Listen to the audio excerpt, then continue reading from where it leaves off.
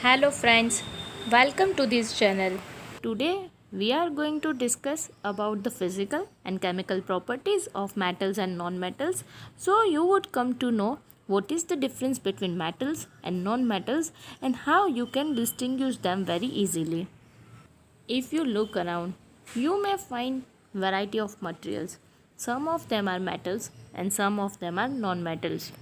Here are some examples of the metals and non-metals. Brass, aluminium, cast iron.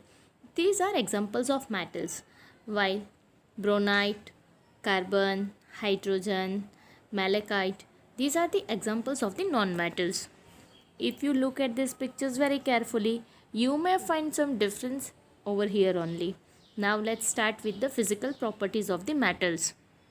First physical property of metal is they are hard.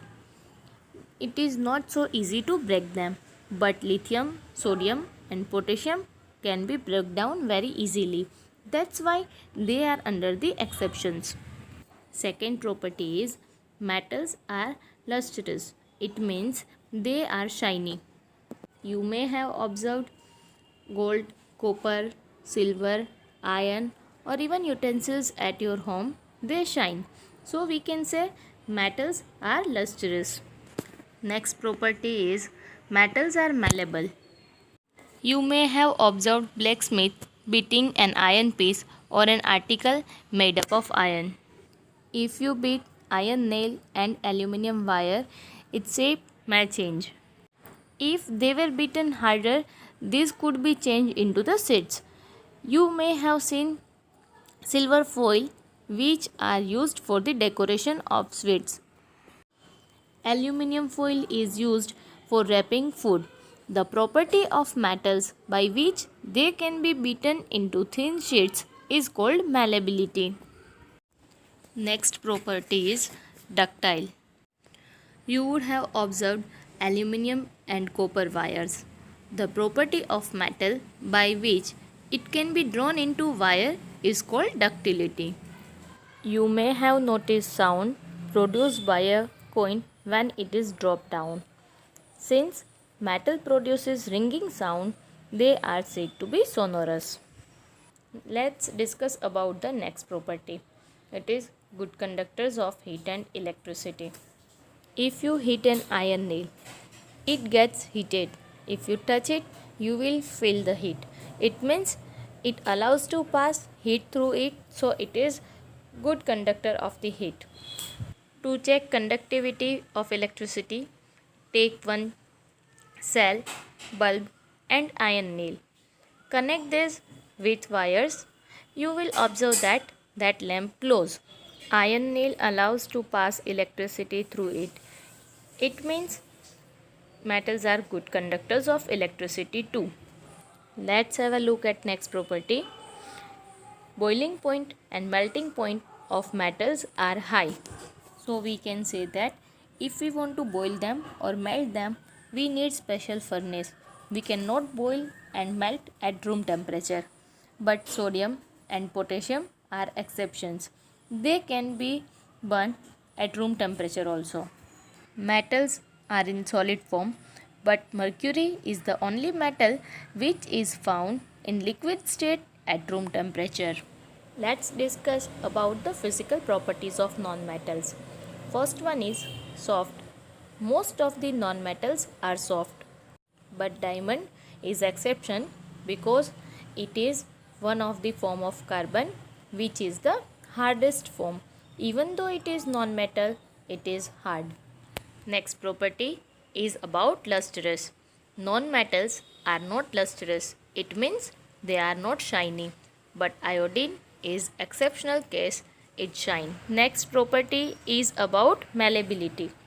As we have seen that metals are malleable, it means we can beat them and we can change its shape.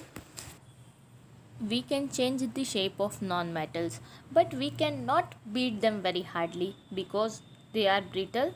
They may break easily. Next property is about ductility. Metals can be drawn into wires, but non-metals cannot be drawn into wires. So we can say that non-metals are not ductile. If you drop down pencil or notebook, you will not observe any ringing sound. So we can say that non-metals are not sonorous. Next property is non-metals are poor conductors of heat and electricity. You may have observed that handle of the utensils are made up of plastics because they are poor conductor of heat. Electrical switches are made up of plastic. They are examples of the non-metals. Even handle of tester is also made up of non-metal, so person cannot get shock. Carbon is non-metal, but it is good conductor of heat and electricity. That's why it is in exception. Next property is boiling point and melting point of the non-metals are low because they are in the solid, liquid as well as in the gaseous form. We can boil and melt non-metal at comparatively lower temperature. But as I said, carbon is the hardest form of the non-metal, so its boiling as well as melting point is higher. After this discussion, now you can easily compare metals and non-metals, and even if you look at some materials, you can easily identify whether they are metals or non-metals. Now let's discuss about the chemical properties of the metals and non-metals. First of all, we will discuss about reaction of the metals with oxygen. You may have observed rusting of the iron rod because whenever iron react with the oxygen and water, it produces rust which is orange in color, and it is a type of corrosion. Chemical equation of this reaction is present over here. Iron plus oxygen plus water, it produces metallic oxides. You may have observed green patches on copper vessel. When a copper vessel is exposed to moist air for long time, it acquires a dull green coating. The green material is a mixture of the copper hydroxide and copper carbonate. When metal react with oxygen, they produce metallic oxides. These metallic oxides are basic in nature. If you want to check nature of the metallic oxide, take spoon of the rust and mix it in the water. You can use litmus paper to check its nature. You will observe that red litmus paper will turn into blue, but there will be no change in the color of blue litmus paper because metallic oxides are basic in nature. Now let's discuss about the reaction of non-metals with oxygen. Non-metals react with oxygen to form non-metallic oxides such as carbon react with oxygen and produce carbon dioxide. Sulfur react with oxygen produces sulfur dioxide. If sulfur dioxide is dissolved in the water, it produces sulfuric acid. You can use litmus paper to check its nature. The sulfuric acid turns blue litmus paper red because it is acidic in nature, so we can say that oxides of non-metals are acidic in nature. Some non-metals react with oxygen and they burn, and this is known as combustion. Now let's discuss about the reaction of non-metals and metals with the water. Whenever metals come in contact with water, they produces metal hydroxide and oxygen gas is released. Example is, if sodium is added with water, it produces sodium hydroxide and hydrogen gas is released into the atmosphere. If you perform this activity, you may observe some pop-up sound which is release of hydrogen gas. Now let's discuss about the reaction of non-metals with water. Non-metals do not react with water. Phosphorus is very reactive non-metal. It catches fire if exposed to air. To prevent the contact of phosphorus with the atmospheric oxygen, it is stored in water because non-metals do not react with water. Next is reaction with acid and base. Metals react with acids to form salt and hydrogen gas. For example, Zinc metal react with hydrochloric acid to produce zinc chloride and hydrogen gas. Metals react with base to produce hydrogen gas. Non-metals do not react with acids. Reaction of the non-metals with the bases are complex that you will study in your higher class. Next topic is displacement reaction. A more reactive metal has tendency to displace a less reactive metal from its solution. For example, magnesium is more reactive than copper. When a piece of magnesium is dipped into blue copper sulfate solution, the blue color fades as colorless because magnesium is more reactive, so it has displaced copper from its solution, and you will observe coating of the copper on the surface of magnesium.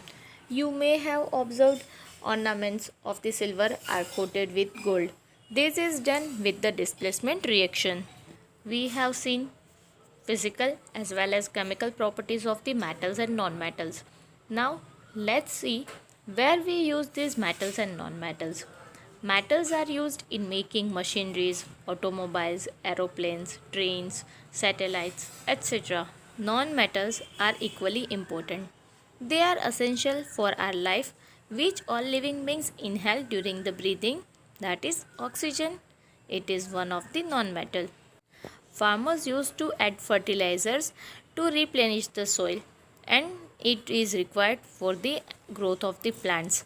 They are also non-metals. We used to add nitrogen, phosphorus. These are the examples of the non-metals. Water purification is done with the help of non-metals. Even to prepare antiseptics, non-metals are used. Crackers are also made up with the help of non-metals. So we can say that metals as well as non-metals both are equally important. We know metals are good conductors of the electricity. So if metals won't be there, then we can't imagine our life in the modern system. So you may think metals are more useful, but if non-metals are not there, then how we can insulate these electrical devices? Then if we touch somewhere, we may get shocked. It means non-metals are also important to us. Hope you have understood the importance of the metals and non-metals and their chemical and physical properties very nicely. Hope you have liked this video. If you have not subscribed this channel yet, please subscribe it, like this video and share with your friends. Bye bye.